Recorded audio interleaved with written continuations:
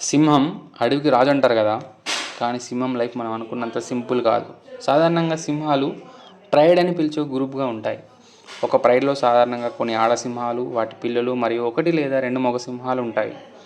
Interesting విషయం ఏమిటంటే సింహాల్లో ఎక్కువగా వేటాడేది ఆడసింహాలే.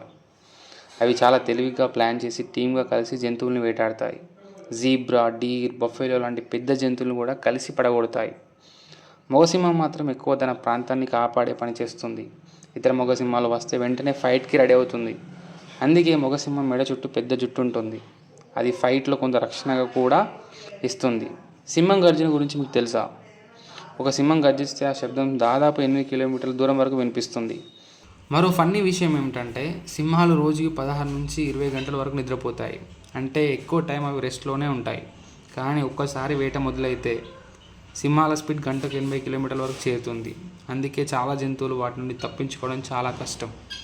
అందుకే ప్రపంచం మొత్తం సింహాన్ని అడవి రాజుగా గౌరవంగా పిలుస్తుంది.